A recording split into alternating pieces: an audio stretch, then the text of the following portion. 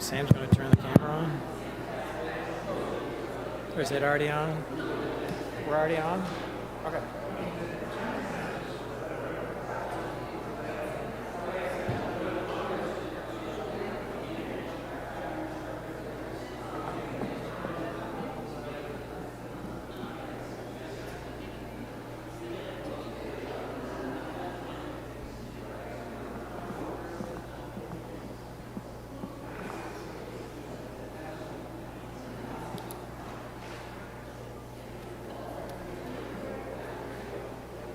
All right, we're good? All right, thank you, everybody. So is it on? Okay. Okay. Okay. It's for the people that aren't here. Yes, yeah, no, I get it. Okay. Okay. All right, hopefully everybody can hear me here and online as well. If you can't hear me online, then hopefully you can call somebody and we'll try to adjust it. For folks who are here, if you want to come forward a little bit, that'll make it easier. I'm Tim Wilkins. I'm the treasurer of St. Luke's. Wow, okay. All right, again, I'm Tim Wilkins. I'm the treasurer here at St. Luke's. John Watson is the chair of finance. He's going to help me if I get stuck with anything. I'd like to thank Sam and Jack for helping with getting us live streaming and doing that part. And then Jamie helped us set up with the technology. So hopefully the screens work, and at one point he'll help me go through the screens. Oh, we're not going to have the screens? Okay, that's not working. Okay. All right, we'll do it without screens. All right, first, before I get into the details, I did want to kind of use this as an opportunity to make a plug. We've just recently switched software from Church Windows to Realm. Sorry.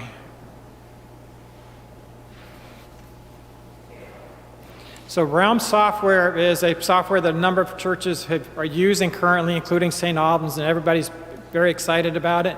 Avery is working closely with Nina. Nina's kind of taking the lead, Nina being Nina Anderson, who's our financial administrator. It's going to be a bit of a rollout, but what they've seen so far already is it's a very exciting, very powerful new software package. The exciting part for parishioners is with Realm, you as a parishioner can go into your own profile. So if you need to change your phone number, change an email address, add some information about folks that are related to you that you want to have included, you can do all that yourself. You want to see where the status is on your pledge, you can see that right online. So a lot of pluses. The drawback is we had a lot of information in Church Windows that we're finding out was either backdated, was duplicates, so it's going to take us a while to clean it up. But once we've done that, then everything should be hopefully on Easy Street after that. Speaking of Nina Anderson, again, is our financial administrator. She does the bulk of the day-to-day work. She's a pleasure to work with. I would not be the treasurer if not for Nina. So we're very lucky to have Nina on board. She's been here a good couple of years, so she's got a lot of nice history with us. On finance, we also have a solid finance team with John Watson as chair. For the endowment, it's Sam Spencer. Sam, unfortunately, couldn't be here today, so we're going to talk to the endowment a little bit. Unfortunately, without his slides, I can't do a lot, so I'll just kind of ad-lib a little bit on the endowment. What I'd like to do is talk about the endowment first, just so I can put that kind of behind us and really try to focus more not on 2022, but on 2023 budget. So for the endowment, we have an incredible group at FL Putnam led by Stephen Violin. Stephen has been our financial advisor for the endowment for a number of years, so we're very fortunate to have Stephen on board and to have the history that he's had with us. In fact, if folks are familiar with FL Putnam a little bit, we've been with FL Putnam so long that basically when we connected with them, they had an office in Boston, and that's where Stephen is, whereas now FL Putnam does have an office in Portland, but we continue our relationship with the office in Boston. Because of COVID, we've been having our meetings virtually, but we do hope in 2023 to at least have one meeting where Stephen will be here in person. So that should be a positive. On the endowment, there are currently 2 endowment accounts. The reason for having 2 endowment accounts is strictly a requirement of the bank where we have a loan. So basically, the two accounts are managed as one account. That one account is managed by Stephen with full allocation across all various different classes of sizes of companies, international, U.S., we've got stocks and bonds, so it's well allocated. He makes minor tweaks to it, but for the most part, we're always going to be fully allocated because none of us can figure out which way the stock market's going to go. So we make minor changes occasionally when there's a direction where we think the market's going. The other plus with the endowment is Stephen does have a small portion of it allocated to alternative investments, which have been a huge plus for us in 2022. So if you look online and you're looking at the report, you'll see that 2022, unfortunately, was not a strong year for the market, but Sam included the previous 3 years' returns where the portfolio has done extremely well. So that's a plus there. The other thing with the two accounts, again, we have a loan that we have through the bank. The good news is the vestry just last week has authorized us to pay off that loan. We started the loan at the first of last year at $134,000. We've gotten it down to $50,000, but the vestry again approved us taking that loan from $50,000 down to $0. We were paying 5.1 or 5.2% on it.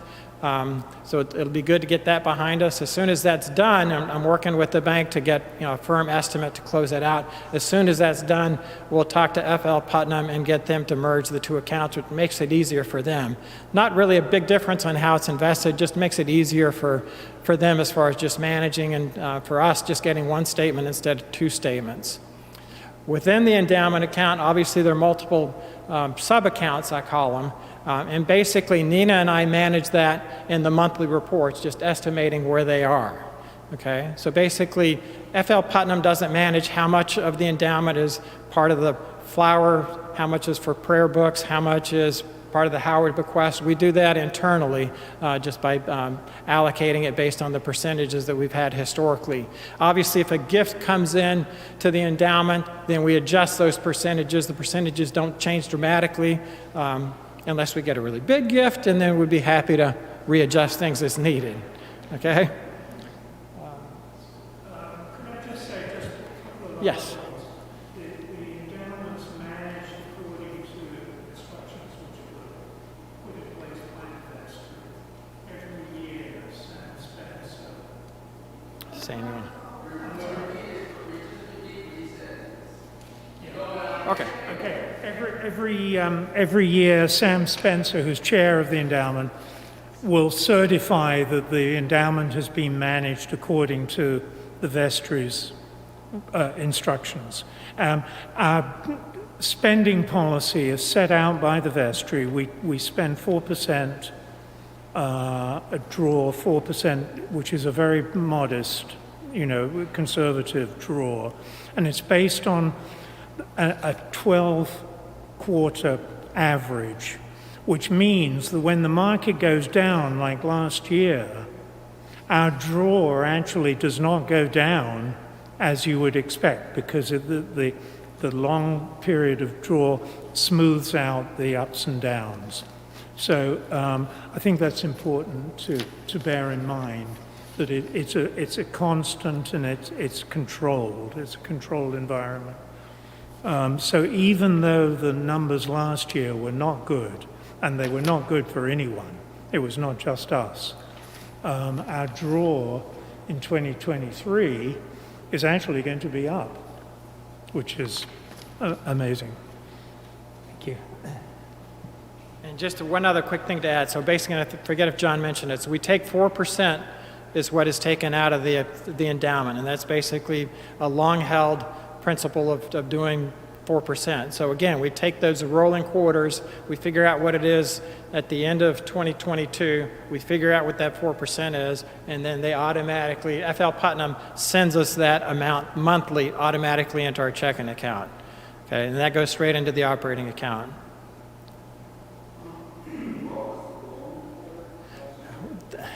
The loan has been on our books for quite a while. It started way back, for those who've been here, for a long time when we put in the new furnace. It was going to pay for itself pretty quickly. It was doing that, but then we needed to take a loan out for the chapel, work on the chapel. So basically, when we had to get the new loan, because you're always paying on the interest, but until we finally started paying down the principal, 2 years ago, we were still paying more on interest than we were on principal. Tim Reiniger, the previous treasurer, really worked hard to try to start paying down on the loan. I've continued that, and I'm again happy to say we've now got it down to zero, so that'll be a huge help going forward. One other thing on the endowment, just to remember. Sometimes there are questions. We do have a socially responsible investing policy, which is quite strict. It focuses on screens, so there are specific investments the cathedral will not make. And some of the areas are the obvious ones: gambling, armaments, drugs, tobacco is in there. We're trying through FL Putnam to get more into positive socially responsible investing. They monitor, they have a powerful software program which actually reports to us every quarter what what they call ESG component of the investments is doing. And the focus is very much on trying to control our investments. And it's a very tricky thing. You can say, for instance, we don't invest in the 40 top emitters of toxic pollution. But, within that industry, there are all sorts of changes going on the whole time. And trying to monitor what's going on in a positive way is very difficult. It's very easy to say, well, we will not buy armaments stocks. But beyond that, where do you go? And so we do try to pay attention to that with FL Putnam's. And Stephen Violin, Yeah. that's a real specialty and a real passion that he has, which just works as a plus for us. Right. Linda.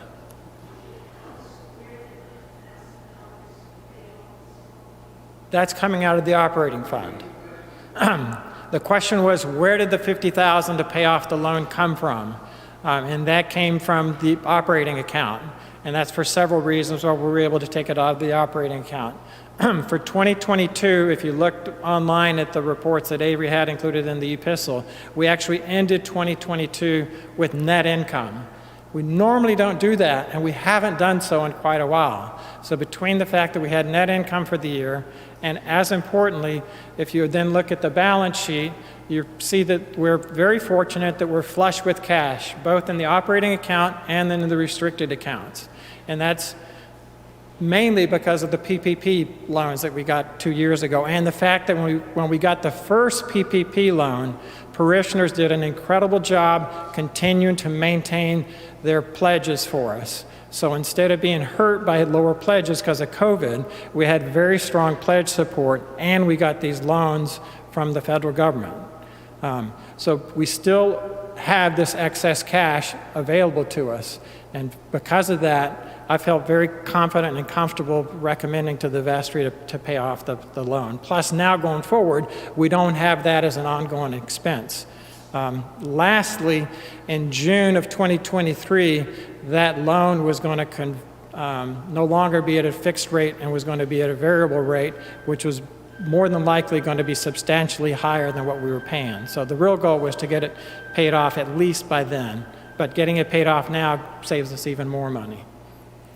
Okay, so any other questions on Mike? The draw flow set, I believe, is approved for since I can remember. Yes. There seems to be a lot of commentary lately that that amount might be questionable and have you all considered lowering that percentage. We have not. The question is, have we considered taking the 4% draw out of the endowment and lowering that? From discussions with FL Putnam, they're comfortable using the 4%. Obviously, if the economy continues to deteriorate and there are other issues, we could look at that. But right now, that's not anything we're discussing on a regular basis. But you know, it's something we might consider in the future, but not at this point. Historically, originally it was 5%. We lowered it to 4%. Is garnered as being Yeah, I'll do that. So, but before FL Putnam came on board, we were spending more than 4%. We were spending closer to 5%. FL Putnam very strongly encouraged us to get down to 4%. It took us a while because we had to wean ourselves off that extra money, but we've been at the 4% level, John, for at least 5+ years, right? At least 5, if not, might be closer to 10. the other key thing, too, as you know, is that we should make enough money to cover the costs of investing and inflation. That's the key driver of all this. So again, what John said is the key goal for the endowment. So the task basically for Stephen Violin is he's got to cover his cost, the cost that they charge us, plus inflation, plus our 4%, and maybe a little bit more so the endowment grows. I will tell you that because we're a nonprofit and the long relationship we've had with FL Putnam and the fact we have a fair amount of money with them, the actual percent that we pay to FL Putnam is very low. It's well below 1%. I don't have the exact figures. I can get them for you, but it is below 1%. The other thing we do with FL Putnam that they give us is basically the more money you have invested, the rate drops. So let's say the first 100,000, the rate is 0.9%. Anything above 100,000, then the rate is 0.8%, et cetera. And basically what they do is then quarterly, they'll assess where the accounts are and then figure out what the rate would be for them, and that's what they take. And there are no other charges by FL Putnam for the account. The account is held at Schwab, so there's some minor, and I mean minor, like $1 charges if we're trading stock. So if we sell a stock, there is a small charge that we have to absorb. But otherwise, again, FL Putnam has no other charges other than the fee that they charge us. So the key behind that, for those if you're not as familiar, is basically, we want the account to grow. The only way FL Putnam, because they're getting a certain percentage, the only way they're going to make more money is if they make more money for us. So therefore, their incentive is the same as our incentive, which makes it easier and more comfortable for all of us. And it's easy to see. It's transparent. You know what it's going to be and how it's going to happen. All right, I'm going to move away from the endowment. Rebecca.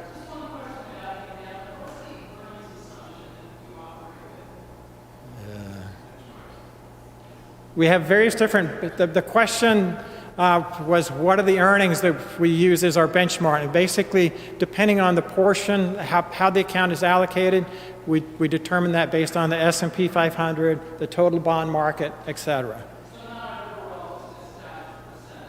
It's based on that percentage basis, but between those various different categories. Yep. All right, so again, I'm going to move away from the endowment and talk a little bit about the 2022 handout. So basically what I'm going to do, and I'm not going to spend a lot of time on this because I want to focus on the 2023. So on this page, which is showing the revenue chart for 2022, only thing I want to mention here is how much of the revenue is coming in from basically pledges. So we have 68 or almost 70% of all money coming into St. Luke's is through pledges. So therefore, pledge more. That's what the point is, if you didn't figure it out. Okay? It does show that then the endowment gives us almost close to 20%. So again, the endowment is a very important part of the contributions for each year. Then the rest of it's lower percentages. But again, the key thing for me is for you to appreciate and understand that if it isn't for the parishioners and what they do for St. Luke's, our budget would not be in as good a shape as it is. All right, on the expense side, it doesn't quite tell you the story, but basically the key on the expenses is over 50% of our expenses are tied up in salaries. And that salaries isn't just what we're paying folks, it's the benefits, pension, it's all that. But basically, a large part of our budget we have no control over. Okay, so it makes it hard for us to kind of find wiggle room. So the only way to really adjust things is to try to find other ways to generate more revenue. We can do minor things, and we're working on that, but basically the salaries is the key driver of the expense side of the budget. In the same way, because of that, in 2022 and again in 2023, our expenses are lower because in 2022 we had Albert retired, Eleanor left, not so much Lynn England leaving because we did replace her fairly quickly with Avery. But in other words, when people leave, then it takes us a period of time before we're able to replace them. Therefore, we have those, quote, savings from not paying those salaries. Obviously, for this year, it's going to be the same situation with Ben leaving. We're not going to be paying as much to Paul St. Germain because he's half-time. We'll see what happens when we get an interim, but there may be some lag time. There'll definitely be a lag time before we get a replacement for Ben. So for 2023, we're again looking at a little bit of a cost savings in 2023. Not because we did anything, just because of changes in what we've got for staff. Oh, all right, and the other one is also for 2023, we definitely would like to have a second minister at some point, but that is not going to happen in 2023 because the new dean is going to want to pick and choose his or her assistant, and the assistant isn't going to want to come on board unless they know who their boss is going to be. So, Judd.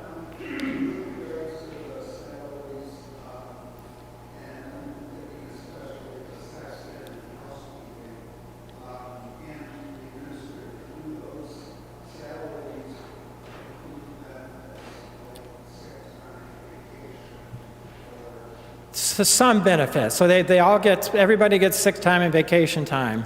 Avery, is full-time, so therefore he has other benefits, including health insurance if he wants it. Currently, we're not having to pay that because he's on his parents' plan, but that would include benefits. Avery is eligible and is participating in the pension. The sexton and the housekeeper don't have enough hours, but they do. We did for those. For the hourly employees, which is basically the sexton and the housekeeper, we did increase their pay. Not a huge amount, but we did increase it to get them above what the diocese had for a minimum.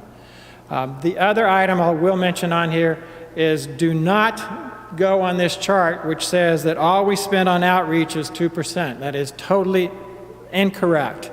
Only because of how we do the accounting. That 2% is basically what's in the operating budget that's available to the outreach committee to do with what they want, to basically divvy it up. We spend a lot of money on outreach through the restricted accounts. The restricted accounts would include the food pantry, St. E's, etc. Okay? Plus, Ben does a lot every single day with outreach, and he has a discretionary account. That is not included under the community outreach account. When we have St. E's here, or the food pantry, we're paying for the utilities. We're paying for that space. So we're absorbing that as part of our regular utilities and expenses as an operating account for the church. Therefore, again, it's part of outreach, but not included in outreach. The other big one that I'm looking at, Meredith, Haiti would be another example. Haiti is a very important outreach project that we do. It's not in the operating account because it's a restricted account, and that also gives us as individuals the ability, if you want to help with those causes, you give specifically to Haiti or the food pantry. That money goes straight to those organizations and does not go through the operating account. Is everybody okay or all set on that part?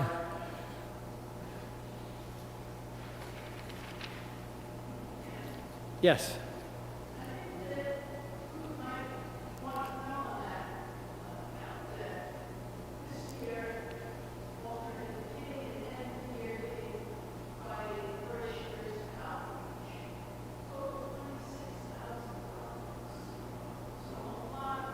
Yeah, so Linda's saying that the alternative giving, which is basically November and December, is a specific, and other donations coming in during that time frame. But basically, we were able to get, coming in from that program, $26,000. So again, that's not going into the operating account. That goes to those specific organizations that you as individuals designate.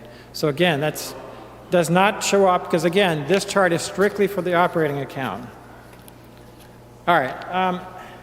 I was not going to spend a lot of time on the summary because I want to get into the 2023 budget, which gives me a chance to talk in a little bit more detail about a few items.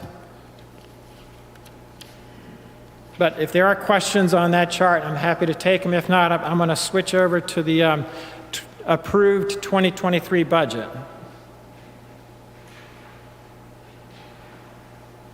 All right, so that, if you have it, or when you go back home and you're looking online, it's the 2023 approved budget as of 1/18/2023.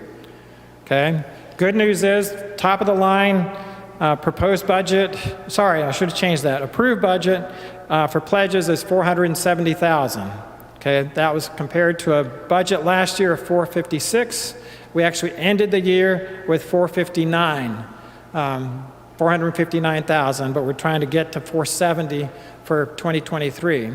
The other thing, if you're looking at that, there are a number of folks who, for various different reasons, and they're all their own decisions, don't want to do a formal pledge, but are very active and participate at St. Luke's and give money to St. Luke's.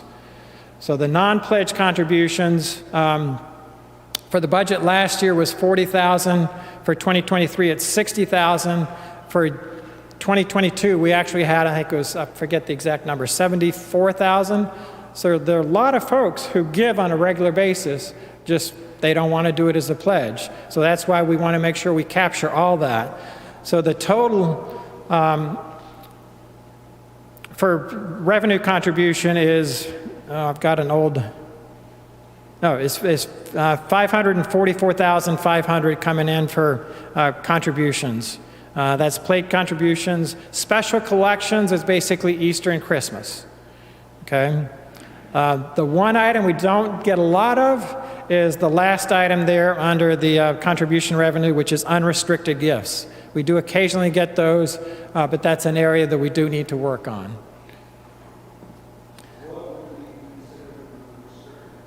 A parishioner wanting to give a certain amount of money without any restrictions on it and not designating it strictly for endowment. And Judd, that'll come up in a little bit later. You'll see how that's where we do that with. Rental revenue, a couple things there. One, the biggest thing, 2 years ago, we got a fair amount of rent coming from Mercy Hospital. That went away since they're no longer across the street. We were able to get a few folks interested in renting. One of those was 75 State Street. They're not continuing that in 2023, so that's an area we're still looking to try to increase our revenues from parking. Obviously, for parking revenue, they can do it Monday through Friday. Don't want them doing that on Sunday, so we got to find the right folks who are willing to use it Monday through Friday. And there are folks out there, and there's definitely good revenue to be had, so that's an opportunity. Rental of the building is definitely increasing, and now that COVID is not necessarily behind us, but it's not as bad as it used to be, so we've got a lot more events coming on. We've got quite a few already scheduled for this year. Christian, I'm sure, is working on finding more, but that'll be another source of revenue. Again, it's not going to pay off all our bills, but again, it all adds up. The kitchen is an area that we're still working on. Kind of took a step back on the kitchen due to the city of Portland having so many requirements that were placed on us. We thought we just basically had to get approval from the state. The state was very easy to deal with. The city of Portland, unfortunately, not so. But we finally crossed that bridge. Everything's now approved. Dawn is working to get some clients. She did, unfortunately, lose a few clients just because they couldn't wait. They had to find something. So we're hoping that by the end of this year, we'll get to a point where at least breaking even. It's going to take us a while to build up a clientele, but once we've done that, then that should again provide a source of revenue. Again, won't be a huge amount, but the other thing, our focus really on that is as much to produce revenue, but also to be part of the wider community. Not only for engaging folks within the community, but also having some of the folks who are using the kitchen be folks who are looking to basically start a business. So we have a woman, I forget where in Africa she came from, but Mariama is very interested and is going to be starting up a business. We've got a mother in January. We've got a mother and son who do sauces. I forget where they're from. Thailand. Then there's somebody from either South America, Central America, or Mexico who wants to do something. So some real opportunities there. And as we're doing that, we're also looking at opportunities to not only use the kitchen, but also use the lower hall. So for anybody who likes to cook and remembers when you could take cooking classes at Stonewall, can't do that anymore. It's a perfect opportunity for us to then do that either ourselves or bring in a chef who wants to do that and open it up to folks to come enjoy that meal, learn how to cook a little bit. So lots of different things we can do with the kitchen. We do need to be careful with it. It is a true commercial kitchen, so we can't just let myself go in there and start cooking on it because I'm gonna destroy it. So you have to know what you're doing to use it correctly. So we're trying to manage that part, but some good opportunities there. Operating revenue, the good news there is there are 2 trusts that are managed by the diocese, so we have no control over it, but we're the beneficiaries of the income from it. So that's the Codman and the Hamlin Trust. So we get that, we get automatic deposits into the checking account from those 2 trusts that are managed by the diocese. The Hamlin Trust is specifically set up for music. We spend a lot more on music than we get from that source or from our endowment that's designated to music. So that's really not a problem we have to manage too closely, but there's plenty of money that does come in to help with that. The diocese does use the cathedral for various different events. They actually have a couple of parking spots that they're not using a lot, but they're still paying us. So the diocesan use of the cathedral is another area. And then the biggest one there is the transfer from the endowment funds. And again, as John alluded to, you can see that for 2023, the total transfer from the endowments is going to be almost $149,000, whereas for 2022, it was just under $139,000. And again, depending on where the markets go for the next couple of years, if we have a couple tough years, at some point that figure, because of the rolling average, will go down. But because of the strong past 3 years, we'll actually be getting more from the endowment for 2023. The only change I made for fundraising was we had $10,000 for the fair and $5,000 for other. We haven't really done anything with other, so until somebody here comes up with an idea and is really willing to take the lead on it, I took that $5,000 out. To me, it wasn't very realistic. So for fundraising, we have $10,000. We did get just under $10,000 in the fair this past year, which isn't bad considering we hadn't had it in a few years. But the fair is a lot of work, doesn't generate a lot of income, but it's, again, another opportunity to open up the church to the community. I find it a lot of fun. It's a lot of work, but it is a lot of fun to get together and to chat and see the cathedral being used in a different space than like we do on Sunday worship, and has the potential to do, we can do a lot more with that if we all work together on it. The only little story I will tell you is a long time ago, we had a parishioner whose husband was in World War II, had some object that he donated or she donated. It just happened to be at the time where there was going to be an auction in New York City through one of the big auction houses where this particular object was perfect for it. We made the cover of that auction. Barry Fernal and myself went down to New York City and went to the auction, and I forget, Phyllis, do you remember 60,000? It was around 40,000, 50,000 that we got from that one item. So you never know, miracles can happen. Just look through your attics and find something. All right, so the other key then, moving on now, is looking at salaries. The key on the salary section is obviously then trying to figure out what we're going to do for covering our expenses as far as salaries. Under the dean section, basically I've got the dean's salary for January and then the 3 months that he's going to have for his paid sabbatical. I have no idea what the interim's going to be. I don't know when they're going to start. They're not going to start any earlier than May. I think it's going to be a lot later than May myself. But so basically I've got what I call a plug figure of $80,000 for the interim dean. So that would be whatever that dean requires as far as if there are other expenses other than straight salary, I'm calling that $80,000. Okay. I've also built into it, although I'm not sure we'll necessarily spend it in 2023, would be $20,000 for a search for a new dean. Obviously, the majority of the initial effort on the search is going to require us as a congregation to decide what kind of qualities, what do we want in a new dean. So we'd need to do that before we even initiated a search.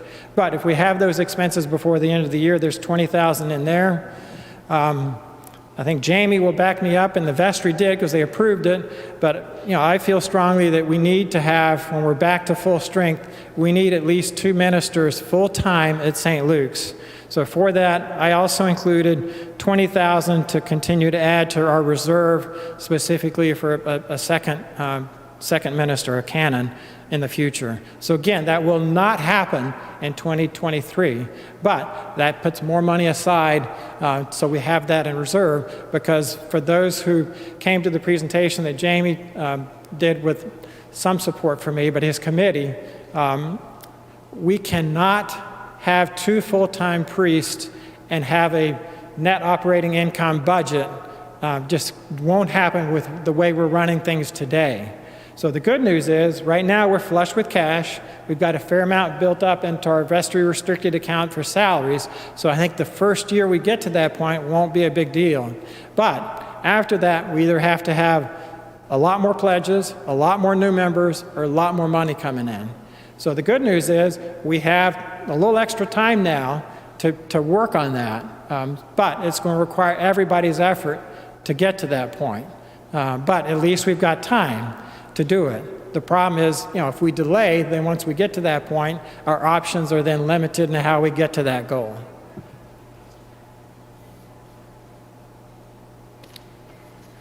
All right, let's see, what else? All right. All right, several people, and Mary's here, so we do the flower support. Flowers are a very important part of St. Luke's, or at least for a lot of us. Flowers are basically dependent on individuals contributing money to go to the flower account. So the flower account is a restricted account, doesn't get as much visibility as the food pantry or St. E's.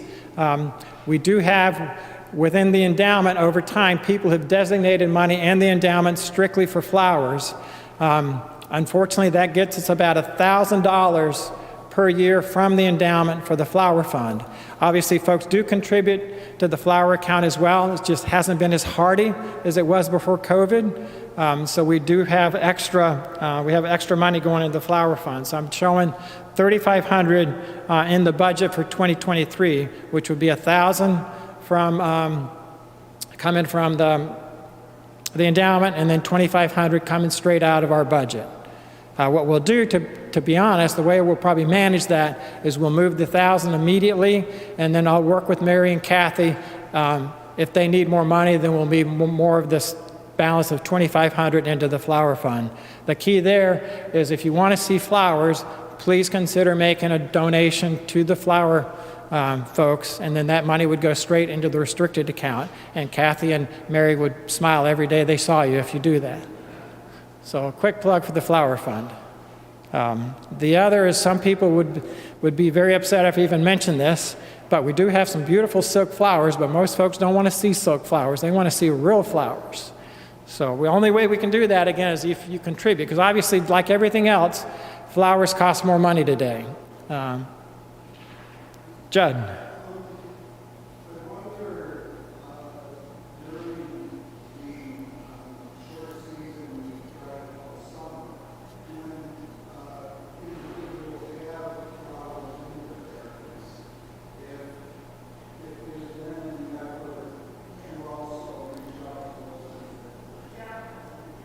All right, so what Judd was asking is, when it's summertime and obviously things are finally blooming in Maine, could folks find a way to bring their flowers from their garden in? And Mary and Kathy are both nodding their heads and saying, without a doubt, please do, because that makes it even a prettier. Yeah.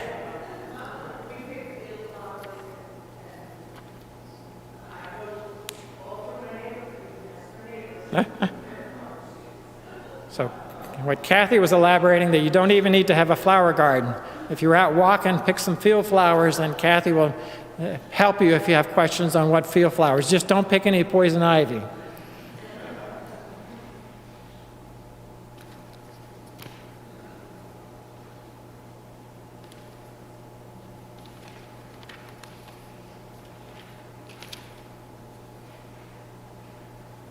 All right, on the administration section, the key there is we do have some fairly significant expenses with IT. That'll continue to be the case. Obviously, to keep up with technology, that's going to cost us some money.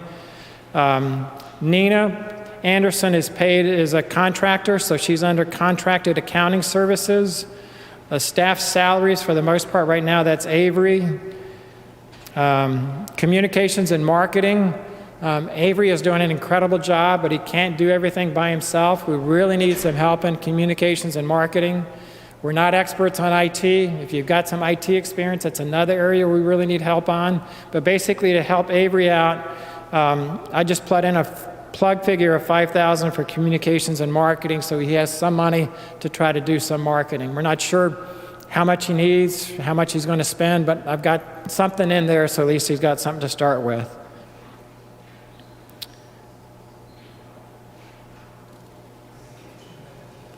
Kitchen manager is basically Don working part-time. The one thing I did miss on that is for the kitchen for 2023, we were able to, thanks to Liz Parsons, we are getting a grant for almost $20,000 from the diocese. I forget, a good bit of it's to cover Don's salary. The other part is for capital improvements, mainly to do some work downstairs, either in the lower hall or in the kitchen. A little bit for the upper kitchen. Mainly for the upper kitchen, that's going to have to come from the operating account, which again, we're coordinating that with Claire, but we can get that done. So that we do need to work on that sooner than later, because for instance, Jamie today had to go down to the kitchen and get coffee cups, so we didn't have to use paper. But if we were able to make some improvements in the upper hall kitchen area, then hopefully we could have a setup for coffee hour or small events in the upper hall and not have to bother to go to the kitchen in the lower part of the building. All right, let me get back to where I was.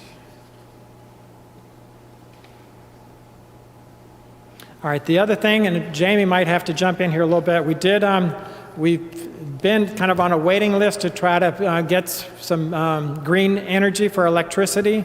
That's come through. Electricity is still very high. Both our fuel and our electricity are quite high, but our electricity right now, I'm not sure, I need to call and get a little bit more information, but right now our electric bill is lower because we've got our source for our energy is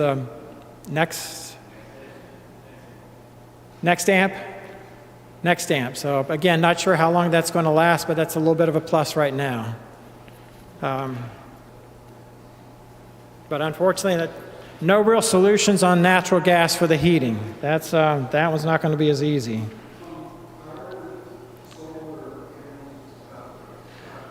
Solar panels are not, is Fred here, the problem with solar panels is because we're a historic building, the likelihood of getting solar panels on our roof is not good. Okay. We'd love to do it, but we can't do it without other people giving us their blessing. Okay?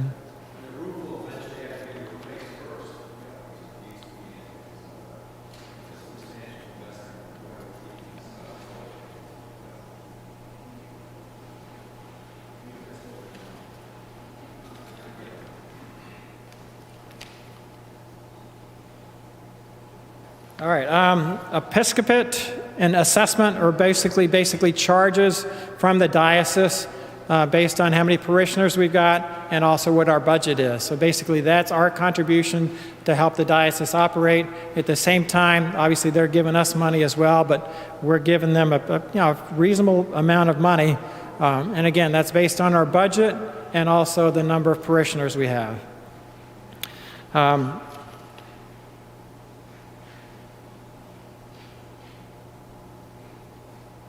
All right, under the restricted funds, which was the summary of the restricted accounts, I'm going on to this page. Not a lot I'm going to speak to here. I did want to mention the capital campaign has a balance of just under $28,000, $27,500. So that's the Living Stones campaign. So that campaign has ended some time ago, but we're still getting a little bit of money coming in. But the key at this point is to try to find projects and get that money spent. And that's Claire and the Buildings and Grounds Committee is working on that. There are a couple of things they're doing right now. We've got a door for downstairs that's much easier for handicap access. We are working on a sign for out front. The sign for out front does need to go to a historic group within the city of Portland, which we think we have a good rapport with. So both of those key items will probably take most, if not all, the $27,000. Fred mentioned just a second ago that at some point we're going to have to replace the roof. This is not a small roof. It's also very tall. It's also slate. So guess what? We're going to need another capital campaign at some point. Not immediately, but at some point we're going to have a capital campaign. We've already have had issues, as everybody has seen, with water coming in, whether that's the plaster on the wall or the roof. We can argue with, and everybody likes to, the roofers thinks it's the plaster guys say it's the roof guys. But we do have some moisture issues. We do have a small issue with the skylight, and it's not so much the skylight, it's more the flat roof and the design. That's another area that's going to cost some money. We do have, since the building maintenance is impossible to predict, especially the bigger projects, so we do have within the restricted account, we do have $20,000 every year that we move from the operating account into a building restricted account. So that basically gives us a little bit of extra. It's not going to pay for a new roof, but if something comes up, it gives us more than what we have in the operating account for building maintenance, which will come in handy. The other one, if folks use the elevator, 2022 was a good year for the elevator. 2021, not so much. That elevator is old and not easy to fix. And a lot of people rely on it. So at some point, we got to do something with that elevator. So again, another area that's going to require a fair amount of effort. Looking at Jack, I will say that we're trying to make improvements on our ability to live stream and whatnot. Jack has got a very nice quote working with Sam. Jack, who's the vendor for that? Who's the vendor for the live stream? Yeah, so Canfield Systems does our current system now, and we're just looking to enhance that and improve it. Okay, the equipment is 30 years old for that, so it's more than time to replace that. We do have a quote. I'll be bringing that up with the vestry. We got various different ways of paying for that, but again, we've got the cash. It's just figuring out how to, what account to take it from. But that I'm hoping we'll be able to deal with at next month's finance and vestry meetings. But that will happen, and that again will be an improvement for all of us, especially for the folks who are on the live stream side.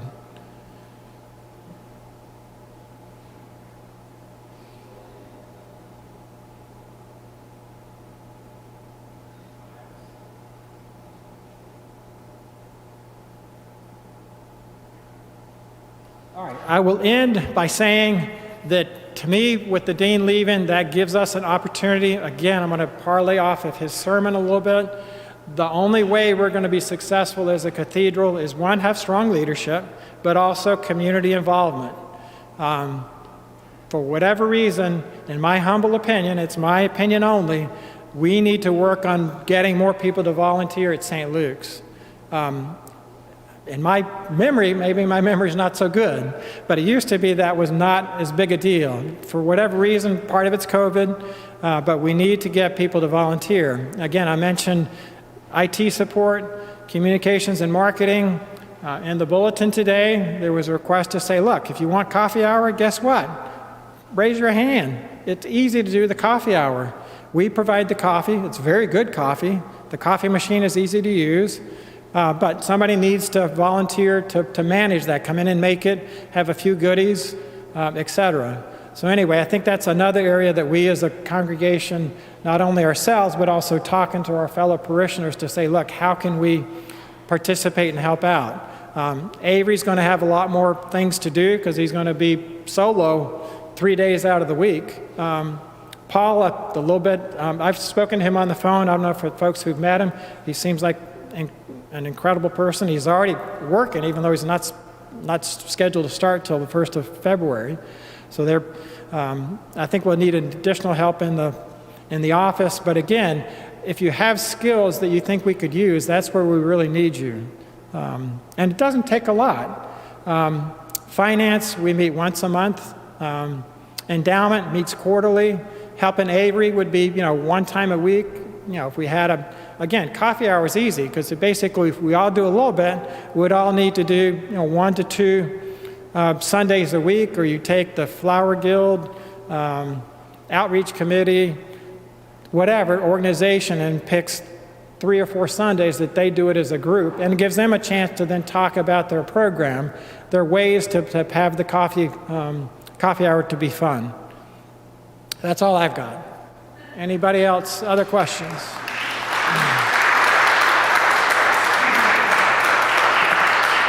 So Tim, don't leave. You just asked about volunteers. I just want to remind everybody that Tim is a volunteer and puts in huge, huge amounts of hours. The one benefit we've got is we've got an incredible team. So again, I've got a great finance team backing me up, working with Nina. Again, finance are all volunteers. Nina's paid, but she's not paid full time, and she puts in a lot of hours. But it's because we all work together. And again, it's also it's work, but it is fun as well. Yeah. Well, I just want to say thank you. The idea that we ended last year with a little bit of a surplus, we have a balanced budget going forward, and we have no debt. Those things, there's a lot to be thankful for, and it really is because of all of you and because of your leadership. So thank you, everybody. This today is a tradition here to help make the annual meeting go smoother, and so I really do appreciate you being here. If there's more questions, John is around, Tim is around, and all the others that were mentioned. But thank you for joining us today.